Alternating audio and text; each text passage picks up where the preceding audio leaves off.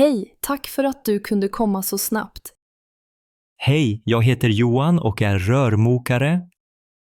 Trevligt att träffas, jag heter Maria. Jag har en läcka i köket under diskbänken. Okej, jag ska ta en titt direkt.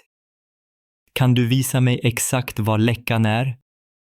Ja, här är det. Vatten droppar hela tiden. Jag ser det. Det verkar vara en trasig packning. Hur allvarligt är det? Det kan bli värre om vi inte lagar det snabbt. Jag förstår, jag vill inte ha vatten på golvet. Jag ska byta packningen och kontrollera rören.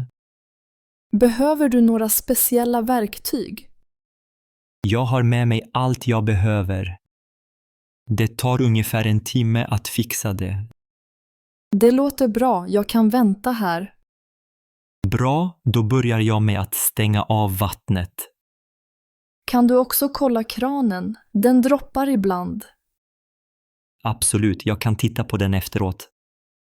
Tack, det är snällt. Inga problem, det är mitt jobb. Har du haft problem med rören tidigare? Nej, det här är första gången. Okej, då kan det vara en slump. Jag byter ut den trasiga delen nu. Kan jag hjälpa till med något?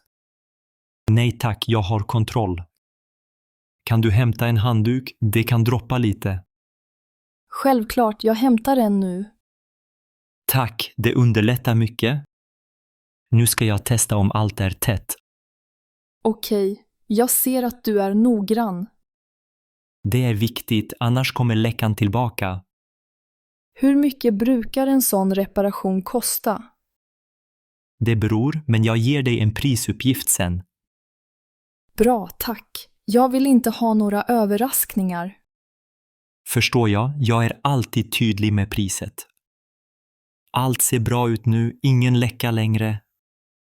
Underbart, tack Johan. Varsågod, det var inget svårt jobb. Kan jag fråga om du kan komma tillbaka för andra jobb? Ja, jag hjälper gärna till när du behöver. Perfekt, jag ska spara ditt nummer.